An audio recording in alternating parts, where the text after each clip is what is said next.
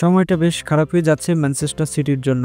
শেষ ১২ ম্যাচের মধ্যে ৯ পরাজয়, জয় ১টি এবং বাকি ২টি ড্র হয়েছে। ব্যক্তিগতভাবে এমন বাজে অবস্থায় কখনোই পড়তে হয়নি ম্যান সিটি বস পেপে গার্দিওলাকে। বর্তমানে তার দল আছে লিগ টেবিলের ৬ষ্ঠ স্থানে। আপাতত ঠিক কোনো পরিকল্পনাতেই দলকে সাফল্য এনে দিতে পারছেন না সময়ের সেরা এ কোচ। এমন দুঃসময়ে পেপ গার্দিওলা বিকল্প হিসেবে খুঁজে নিয়েছেন নিজের পুরাতন অস্ত্রকে, যাকে বিশ্বসেরা হয়ে উঠতে গার্দিওলা সাহায্য করেছিলেন সবচেয়ে বেশি। সেই লিওনেল মেসিকেই আবার নিজের দলে পেতে চাইছেন স্প্যানিশ এই কোচ। পেপ গার্দিওলার বিশ্বাস সর্বকালের অন্যতম সেরা তারকা লিওনেল মেসিই পারেন সিটিজেন্সদের চলমান সমস্যা থেকে বের করতে। ইতালিয়ান গণমাধ্যম টুটো স্পোর্টসের এক খবরে এমনই দাবি করেছেন তিনি।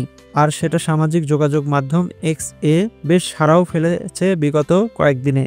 গণমাধ্যমটির দাবি অনুযায়ী ৬ মাসের জন্য লিওনেল মেসিকে ধারে ইংল্যান্ডে নিয়ে আসতে চান গার্দিওলা।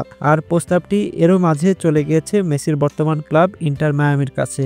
সেখানকার মালিক ডেভিড বেকহাম আবার এই চুক্তির সমস্তটাই ছেড়ে দিচ্ছেন মেসির হাতে। তো দর্শক, ভিডিওটি ভালো লাগলে অবশ্যই চ্যানেলটিকে সাবস্ক্রাইব করে নেবেন এবং পেজটিকে ফলো করে রাখবেন। ধন্যবাদ।